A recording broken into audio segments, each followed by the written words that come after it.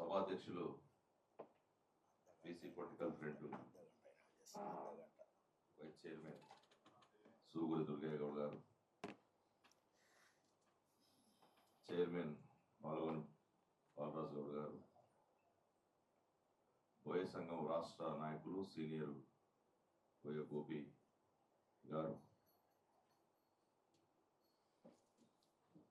బైరు శేఖరు బెస్తా గంగపుత్ర, మెట్టు ధనరాజన్న గంగపుత్ర సంఘం రాష్ట్ర అధ్యక్షుడు, అంబాల నారాయణ గౌడు బీసీ పొలిటికల్ ఫ్రంట్ రాష్ట్ర కన్వీనర్, ఎలికట్టే విజయ్ కుమార్ గారు గౌడజన కుల పోరాట సమితి వ్యవస్థాపక అధ్యక్షులు, బీసీ పొలిటికల్ ఫ్రంట్ రాష్ట్ర కన్వీనర్, సింగం నాగేశ్వర గౌడ్ గారు బీసీ జనసైన్యం రాష్ట్ర అధ్యక్షులు, బీసీ పొలిటికల్ ఫ్రంట్ రాష్ట్ర నాయకులు, నాగభూషణం గారు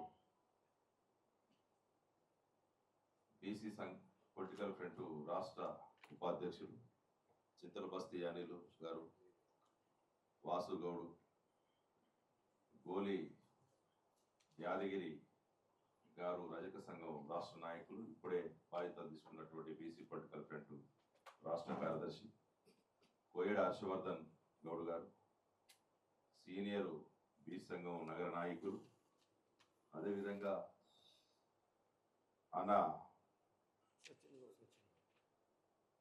కొంకీస సచిన్ గౌడ్ గారు, బాలన్న బంటారం యాదగిరి గౌడ్ గారు, రామతపూర్ సీరన్న మాజీ సర్పంచ్, గోల్నాక సత్యన్న, మిగతా పెద్దలందరికీ కూడా పేరు పేరు నమస్కారం.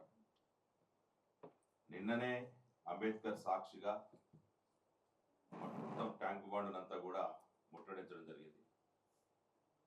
రేవంత్ రెడ్డి 46వ జీవోని తీసుకొచ్చి నిట్ట నిలువున బీసీలని మోసం చేసి నయవంచన చేసి దినంగా నిన్న బ్లాక్ డేగా నిన్న జరుపుకోవడం జరిగింది. దానికి కొనసాగింపుగా 46వ జీవోను తీసుకొచ్చి ఎన్నికలకు వెళ్తున్నటువంటి కాంగ్రెస్ సర్కారును నిలదీయడానికి మొత్తం రాష్ట్ర వ్యాప్తంగా బీసీలని తేనె పూసిన కత్తిలాగా నమ్మించి తేనె అందుకుంటా ఉంటే తీయగా ఉంటా ఉంటుంది అని కోస్తుంటే రక్తం రాదన్నట్టుగా అట్లా మొత్తం బీసీలను కోసి ఉన్న రిజర్వేషన్లు తగ్గించి 24 నెలల నుండి ఒక నాటకాన్ని భాగవతాలు నాటకాలు ఆడి, నాటకాలు కూడా పనికిరావు వాళ్ళ కింద, సినిమా నటులు కూడా పనికిరావు రేవంత్ రెడ్డి కింద, ఆ నయవంచన నాటకాలు ఆడి మోసం చేసినటువంటి రేవంత్ రెడ్డిని మరొక్కసారి ఎట్లా ఎదుర్కోవాలి, జరుగుతున్నటువంటి నష్టం. ఇప్పుడు కేసీఆర్ 23% కుదిస్తుందంటేనే 34 నుండి ఇబ్బంది పడ్డ బీసీలు ఇప్పుడు 23 నుండి 17% ఎందుకు దిగజారాల్సి వచ్చింది? కొండంత రాగం తీసి ఏదో పాట పాడినవని, మొత్తం కొండను దొవి ఎలకను పట్టినవని, ఎలకన్న దొరికింది అక్కడ, ఇక్కడ ఎలక కాదు కదా, కనీసం బూడిదే కూడా దొరకట్లేదు. ఆడ కొండ లొల్లయ్య పాటన పాడిన కొండంత రాగం తీసి ఇక్కడ పాట కాదు కదా, సావు డప్పులు వినపడతా ఉన్నాయి. ఇక్కడ మొత్తం ఒక బీసీల గొంతు కోసేటువంటి ప్రయత్నం. మొన్నటిదానిక కోట్ల పేరుతోటి మరో నాటకం ఆడినటువంటి రేవంత్ రెడ్డి, జీవోల పేరుతోటి, ఆర్డినెన్స్ల పేరుతోటి నాటకాలు ఆడినటువంటి రేవంత్ రెడ్డి ఇప్పుడు మరలా జీవో పేరుతోటి 46 జీవో పేరుతోటి రాష్ట్ర వ్యాప్తంగా ఉన్నటువంటి బీసీలు ఎంతో ఆశలతో ఉన్నటువంటి ఎన్నో సంవత్సరాల సంధి ప్రజలకు సేవ చేస్తూ గ్రామీణ ప్రాంతాల లోపల పోలీస్ స్టేషన్లున్నా, రెవెన్యూ సమస్యలున్నా, కలెక్టర్ సమస్యలున్నా, ఎంఆర్ఓ సమస్యలున్నా, స్థానికంగానే ప్రజల్ని అట్టి పెట్టుకొని ఉన్నటువంటి సర్పంచ్ అభ్యర్థులకు, బీసీ అభ్యర్థులు, వార్డు మెంబర్లు, ఉప సర్పంచ్ స్థాయి కలిగినటువంటి నాయకులందరికీ కూడా ఈరోజు మొన్ననే హైకోర్టులో పిటిషన్లు వాదన జరుగుతున్నప్పుడే రిజర్వేషన్ల ప్రక్రియ ప్రకటించి రాష్ట్ర వ్యాప్తంగా 42% బీసీలని తీసినమని చెప్పేసి 42% ప్రకటించినటువంటి రిజర్వేషన్ల టోటల్ అన్ని గ్రామాల్లో ఈరోజు జనరల్ గా మారినటువంటి పరిస్థితి. కొత్తగూడెం జిల్లా చూస్తే ఒక్క బీసీ సర్పంచ్ కూడా ఇవ్వలేదు. మహబూబాబాద్ జిల్లాలో 3% ఇస్తారు. నాగర్ కర్నూలు జిల్లాలో 9% ఇస్తారు. ఆసిఫాబాద్ జిల్లాలో 1.5% ఇస్తారు. ఇట్లా మంచిర్యాల, నిజామాబాద్, కరీంనగర్, నల్లగొండ మొత్తం మేజర్ జిల్లాల్లో చూసినప్పుడు కనీసం 17% కాదు కదా, 0 నుండి 3%, 4%, 5% పడిపోయినటువంటి 11 జిల్లాల్లో 5% లోపు ఉన్నటువంటి రిజర్వేషన్లు ఉన్నాయి.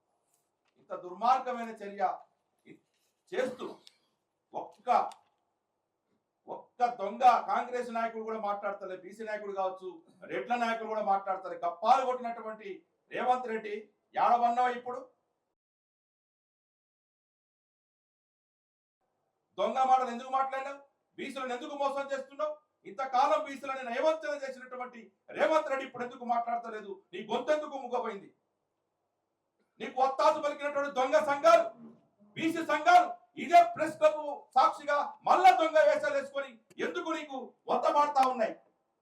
అప్పుడు ఎందుకు రిజర్వేషన్లు, ఆర్డినెన్స్లు కావాలని మాట్లాడినటువంటి దొంగ సంఘాలు ఇప్పుడెందుకు స్వేచ్ఛగా మరొక రూపాన్ని ఎత్తుకొని దొంగ మాటలు మాట్లాడుతూ ఉన్నారో రేవంత్ రెడ్డి సర్కార్, రేవంత్ రెడ్డి సమాధానం చెప్పాలి. ఈ దొంగ సంఘాలను పోషిస్తున్నటువంటి రేవంత్ రెడ్డి బీసీలని మోసం చేయడానికి కారణం వీళ్ళు కాదా? కాంగ్రెస్ ఈ దొంగ సంఘాలు కాదా అని మేము ప్రశ్నిస్తా ఉన్నాం. నయవంచన చేసింది రేవంత్ రెడ్డికి ఎంత పాత్ర ఉందో ఈ నయవంచనలో ఈ సాంప్రదాయ సంఘాలకు కూడా అదే పాత్ర ఉంది.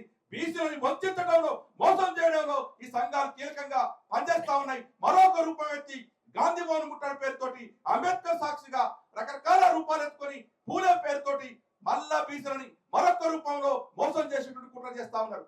మీ వైఖరి, సంఘాల వైఖరి స్పష్టం చేయాలి. మేము మొదటిసారి చెప్తా ఉన్న బీసీ పొలిటికల్ ఫ్రంట్గా 42% దొంగపు ఆర్డినెన్సులు, బూటకపు మాటలు, నయవంచన చేస్తా ఉన్నాడు రేవంత్ రెడ్డి అని. ఈ సంఘాలు పాలాభిషేకాలు చేస్తూ, క్షీరాభిషేకాలు చేస్తూ ఆయన చుట్టూ మోకరిల్లుతూ తిరిగి వారు చేసే విచ్చపు మెతుకులకు ఆశపడి ఈరోజు ఈ ప్రవర్తన చేస్తా ఉన్నాయి. మేము ప్రశ్నిస్తూనే ఉన్నాం. అందుకే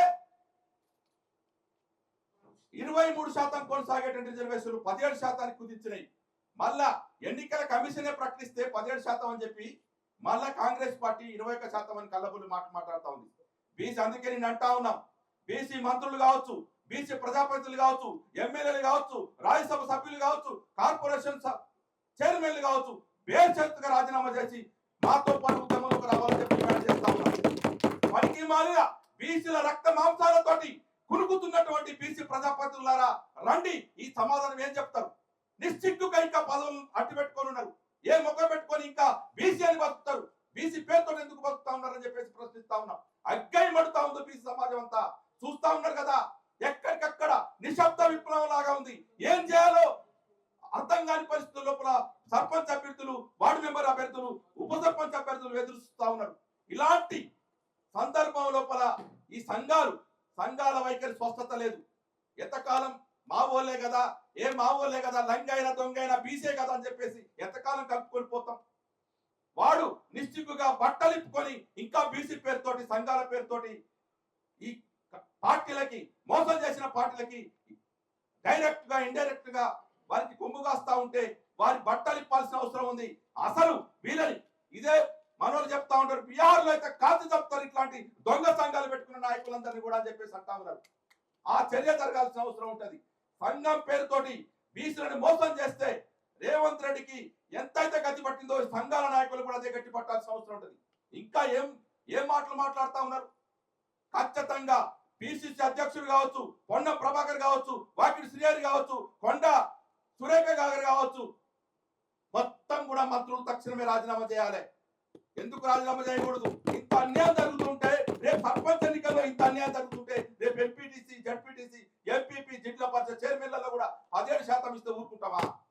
ఇదా నీ నీతి?